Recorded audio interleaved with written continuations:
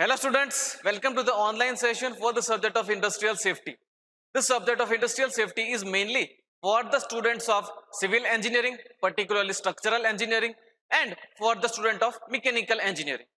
Here we are going to discuss the each and every topic regarding the industrial safety. Whatever the topics that are given in the G2 syllabus of the subject of industrial safety will be discussed in this virtual session. We will be having a brief discussion on each and every topic. We will be discussing the practical application of this subject of industrial safety in our session also. So let's start with our session. 3, 2, 1. Let's go. Hello students, welcome to the online session for the subject of industrial safety. Today our topic is wear and corrosion and then prevention methods. We have already completed the wear topic of this chapter. We have started the corrosion topic of this chapter. We are about to complete the topic of the corrosion from this chapter. This is chapter number 2 according to our GTU syllabus. So we have already started the corrosion. We have discussed different type of corrosion. We have defined the corrosion. Now we are in the topic of the method of the prevention of the corrosion. So let's start with today's session. So basically the outline of this session is prevention of the corrosion. Different methods are there for the prevention of the corrosion. In the previous session, we have already started this topic. We have discussed many of the methods that are reducing the intensity of the corrosion. There are different methods that we will be discussing in this session.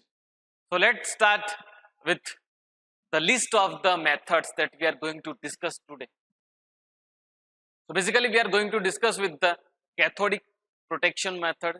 We are going to discuss the anode protection method. We are going to discuss the environmental measures. We are going to discuss the corrosion inhibitors.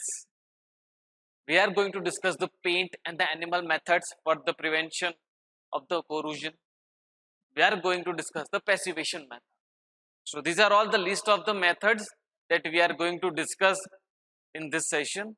So let's start with our first method of the today's session. So first method here, you can see the figure below behind me.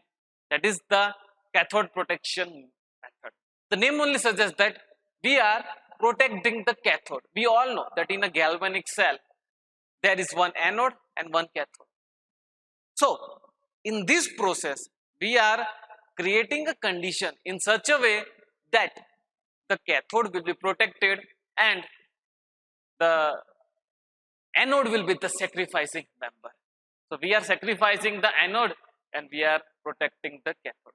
So here we can say that is the red column member is the anode which is getting corroded. So arrangement is being done accordingly. Going towards the next figure here, also we can say that the anode has got corroded. We can see that the anode material has got corroded. The reduction in the surface area has been taken place. How? Let's discuss. We are mainly providing the protection to the cathode. Cathode is being protected by making the manganese, aluminum or zinc in connection with each other. We are using the zinc, aluminum and the magnesium as an anode. And it is being connected to the metals like iron that is being easily corroded. So here, in such kind of condition, iron will be our cathode. That iron we have to protect from the corrosion. And at the same time, out of three materials, like for example, out of manganese, aluminum and zinc, whatever we are using, that will be the anode. So when the arrangement is being connected to an electric current, means when such kind of arrangement is there and whenever the electric current is passed to such kind of arrangement, then we can see over here that the positive current will be passed towards the cathode, and as a result of this, the cathode will be protected from the corrosion, and ultimately the thing that will happen will be the corrosion at the anode. So this is how the working of the cathode protection is taking place. Similar kind of protection is being used for the protection of the pipes that is being laid underground. Here we have a pipe that is being connected to an electric current, and at the same time we also have used the manganese rod that will be acting as an anode. So whenever the current is being passed to such kind of cell, kind of arrangement, then at that time the manganese rod will get corroded. We can see over here that there are the manganese rod that is being placed on the other side of a pipe, and as a result of this, positive electric current will be passed towards the pipe, and this current will protect the pipe from the corrosion, and ultimately the manganese rod will get corroded and the corrosion at the pipe will be prevented. Similar kind of arrangement is used for the prevention of the corrosion in boilers also. Similar kind of arrangement are being made. The tanks are also being protected by such kind of arrangement only. Cathode protection method is very tedious method. It requires a high skill from a person, and as a result of this, it is not a work for an ordinary person. For doing such kind of protection, a high skilled person is being required. A person having the proper knowledge of this is required. So it is not easy for each and every one to do such kind of arrangement. It is also very costly, and by this, it is not being generally used. So this is why it is not being used daily or regularly, but it is very helpful for the protection of the metal from the corrosion. So this is how the working of the cathodic protection take place. So these are the things that I have discussed, that the cathode is being protected. It is protected at the cost of anode. The anode is being getting corroded, and it is the mainly the sacrificial member. It is the sacrificial member. It's anode only the sacrifice, and whenever the current pass through the overall arrangement of the cell, then positive current will be passed to the cathode, and ultimately the cathode will be protected. Moving towards the further discussion, that we have an example of a magnesium that is being connected to the ferrous material. So this magnesium rod will become an anode, like what we have discussed in the first figure, that magnesium is acting as an anode, and the ferrous material will get protected, and ultimately the member that has got corrosion will be the anode, that is the mag. This whole process will mainly takes place when the electric current is being passed through it. So this is how the corrosion protection is mainly taking place in HUL, and this is the principle of the cathodic protection, that one will be the anode and another will be the cathode. Positive current will be passed towards the cathode, and the anode will be the sacrificial member. So this is how the working used to takes place in the cathodic protection. Now moving towards the next type of protection, that is the anodic protection. Here mainly we are seeing that from the name only it suggests that the anode is being protected, and in previous type of method the cathode is being protected. So similarly the anode is being protected. Here we are using a phosphate layer. A phosphate layer is being used so that the protection of the anode can takes place. How? Let's see. Mainly the phosphate layer is being applied to the metal like iron or magnesium and zinc, and mainly they are applied by the method of dipping it or painting it. Mainly we can say that a proper phosphoric acid layer is being prepared and it is being applied on the surface of the metal. It is being allowed for 5 minutes to get settled, to get hardened, and after that the metal on which the phosphate layer is being provided is properly washed, and after that whenever it comes to the environment, the phosphate layer will be the layer that will get corroded, and ultimately the iron member or the other metal which is required to be protected will be protected. Let's discuss the step. In first step the bordering is being done. Mainly we are applying the layer of paint or varnishes on the outer surface of the metal that is being required to be protected. In the first step we are providing a bordering. bordering is being done. And here we are applying the paint on the outer surface so that the surface will be clean and we can make a cover for the protection from the corrosion. And at the next step, we are dipping that metal into the phosphatic layer. Means in a phosphoric acid or a phosphate solution, we are dipping that metallic rod which was previously colored. And after that, the galvanization of that rod is taking place by just application of the zinc on the outer surface of the metallic rod. And in this way, the anodic protection is being done. And as a result of this, the corrosion on the metal will be prevented. This is how anodic protection is taking place. Moving towards the next type of method, that is the environmental measures. We all know that a metal is being exposed to the environment, and whatever the component that are present in the atmosphere is causing the corrosion. In environment, the gases are being found. In environment, the toxic gases or other components are being found. Because of the reaction of that metal to the environmental gases or environmental components, the corrosion used to take place. So by taking certain control on the environment, then we can reduce the occurrence of the corrosion on the metal. So this is how the environmental measures is helpful. By controlling the environmental measures, it is helpful.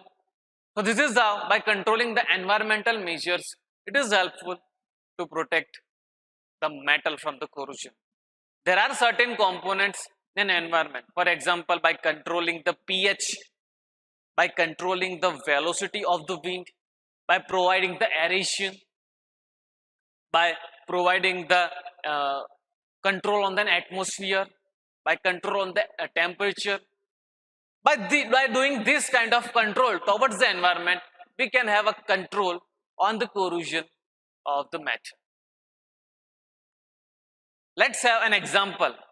In a boiler, we are using a softeners, and as a result of this, the hardness will be controlled, the alkalinity will be controlled, and the oxygen level will be controlled. And as a result of this, the corrosion in the boilers can be controlled and it can be prevented. So this is an example for the environmental measures of the control of the metal or the material. So moving towards the next type of controlling, corrosion controlling, that is the corrosion inhibitors. We have certain inhibitors which surpasses the chemical reaction, and by doing so, the occurrence of the corrosion can be controlled. So we have an corrosion resistance inhibitors. For example, we can say that we have the cathode inhibitors. For example, like organic sulfides and amides. When they are mixed into the metals, or when we can say that we are applying the organic sulfides and the amides to the metal, then we can say that the cathode polarization is being controlled. And by doing so, the corrosion occurrence can be reduced. And that is why this cathode polarization, because of this only, the organic sulfides and the amides are termed as the cathodic inhibitors. Moving towards the further discussion on the corrosion inhibitors, we also have the anode inhibitors. For example, silicates, phosphates and the chromates are the anode inhibitors. And by adding these inhibitors into the acid, steam and the water, means by adding this to the factors that are causing the corrosion, chemical reaction will be slowed down. And as a result of this, metal will not get corroded. The material or the metal that is being exposed to the environment will not corroded once we are adding these anode inhibitors into the environment. For example, steam, gas and the acid and the water. By doing so, the corrosion can be controlled. Further discussing these corrosion inhibitors, mainly we have discussed earlier also that this mainly surpasses the electrochemical process, and by doing so, the corrosion can be reduced. Mainly, while working with such kind of inhibitors, a protective film is developed on the surrounding of the material or the metal, which is required to be protected. And by doing so, the corrosion will be protected. So this is how the corrosion inhibitors is taking place. Further discussing the corrosion inhibitors, mainly this corrosion inhibitors layers is being applied to the outer surface with the help of dispersion technique. With the help of this dispersion technique, we are applying the corrosion inhibitors layers on the outer surface. And these corrosion inhibitors are being applied on the via process only. And that is why it is known as a passivation agent. Means it passivates the activity of the corrosion. So moving towards the next method, here the animation behind me suggests that the next thing, that is the painting and the animals. Painting and animals are providing a protecting layer on the outer surface of the metal, and by doing so the ingress of the moisture, the water from the environment will be controlled, and as a result of this the corrosion will not take place. So mainly before application of the paints and animals, the first of all we need to clean the surface of the metal. The proper cleaning of the metal should be done, and after that only the paint should be done. Means either the varnish is on the paints, because there should not be any kind of an impurity on the outer surface of the metal, and once it is being found, then it is required to be rectified at an early age only, because it can cause a dangerous chemical reaction, and by this the occurrence of the corrosion will be increased. So it is necessary that if the impurities are being found on the outer surface of the metal at an early age, then at that time only the prevention of the metal should be done. We have the metallic paints, which is providing a layer on the outer surface so that the direct contact of the atmosphere of the metal will be avoided, and by doing so the corrosion will not take place. The age of the material or the equipment will be increased by the application of this metallic paint. In market many kind of metallic paints are being applied, and that will prevent the occurrence of the corrosion on the equipment, or we can say that any kind of a surface. We also have the varnishes that is being also provided so that certain kind of rusting don't used to take place. In radiators and the boilers, the anti-rusting agents are being applied so that the corrosion will not take place in them. So these are all the things which is mainly taking place. Mainly, I discussed previously also that the moisture and oxygen's entry will be prevented by the application of the paint and the animals. Moving towards the last type of method for the prevention of the corrosion, that is the passivation. Means here a light coat of the protective layer is being applied on the outer surface, and by this a barrier is being created. A barrier is being created between the external agent that are causing the corrosion and the metallic surface, that is metal on which the chances of the occurrence of the corrosion is there.